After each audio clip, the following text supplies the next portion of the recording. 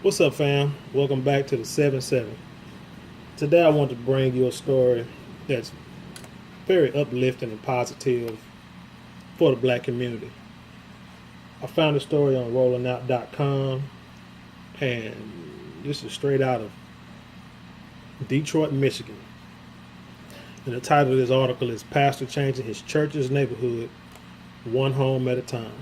Now, I'm definitely going to put a link in the description so y'all can check this out, because truly, I think this is something that everybody that's a member of any church in the hood should look into, just so you can ask yourself, what exactly is my church, my congregation doing for the black community in my city, especially if you're a part of one of these mega churches. But this neither here nor there. Let me just summarize this story that I saw real quick. The pastor's name is Arric L. Wilkerson, and he's quoted as saying, if we can bring the neighbor back to the hood, we can change it back to a neighborhood, unquote. He's a pastor of Up from the World Ministries, like I said, out of Detroit. And the story says to date, he has purchased 25 homes and 8 lots within a 2-block radius around his church. And he said 18 of those homes have been restored to where 18 families out of his congregation currently live. In the interview, he said what caused him to purchase the homes was that he actually lived in a parsonage that was attached to the church for a few years, and he saw a bunch of houses that needed renovating. So he said, hey, why shouldn't the church purchase these houses for the congregation? And he also said that this has provided a sense of accomplishment and fulfillment in the church, and also provided several members of the church with employment opportunities. He didn't go into the detail of what kind of employment, but the point is he's helping employ, the members of his church, the black members of the community. He also said that he received absolutely no financial assistance from any governmental organization or program. It has entirely been financed by the tithes and offerings of the members of the UFTWM. Also, in conclusion, he said he's only charging $500 per month, and our members are afforded an opportunity to live in a fully renovated home at a minimal cost, which is great for the household finances. And they also have the benefit of knowing that all of their neighbors, which creates a wonderful living environment, which is free of gang banging and drug dealing. And when I read this, I thought, man, this is a brother that we can all look up to. This is something that, if it's in our neighborhoods, this is something that we can attach ourselves to. And I'm not going to knock any church, any mega church that's out there, that's on TV, that has tens of thousands of members, bringing in millions of dollars a year through tithes and offerings from people who probably can barely afford to pay these tithes and offerings.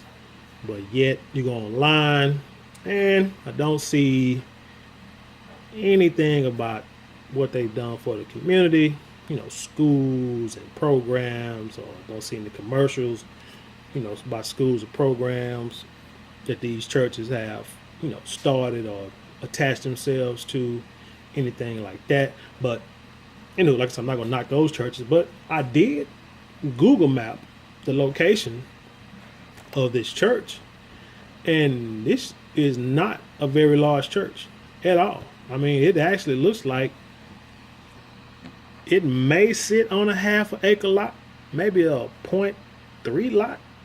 But like I said, it was like an old school building, and they just renovated into to a church or what have you. I'm not sure. I don't know the history of it.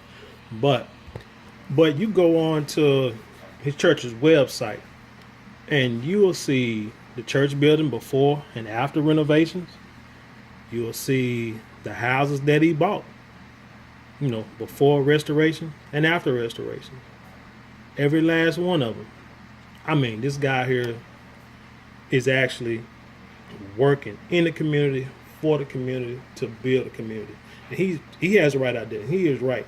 You know, because like if you look in our old neighborhoods, or you know try to follow Bible scripture or what have you, you know, say it takes a village to raise a child, but that pretty much saying that everybody in the community knows each other.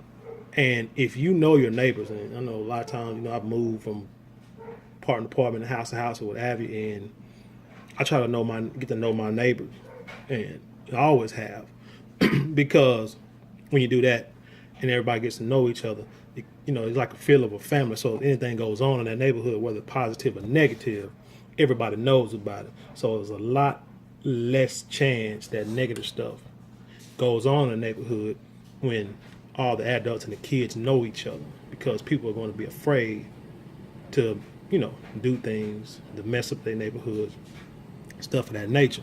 So yeah, he has the right idea, and yes, he is correct in stating that. But I also commend this guy because he said that he's receiving no financial assistance from the government, which means the government can't tell him who to put in his houses. That's just it. He can't tell him who to put in his houses and how to spend his money so he can rent to whoever he wants to, so he can make sure that his neighborhood is the neighborhood.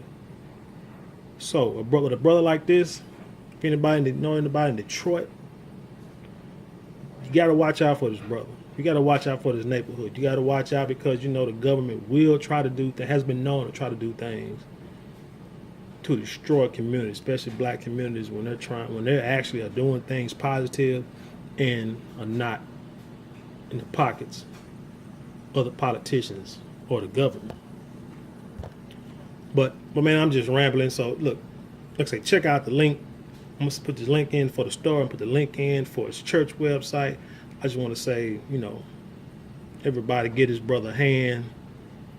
Pastor Wilkerson, get this man a hand, give him a praise, because, he's actually doing what a lot of people, a lot of churches are supposed, I'm going to say what every church is supposed to do. You're supposed to be the central focal point of the black community, because that's how it was back in the day.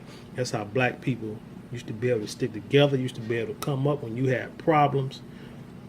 You can go to the church, and the church would be able to fix issues, or they would at least try to fix the issues. But now, it's hard to do it. You don't see that as much as you used to.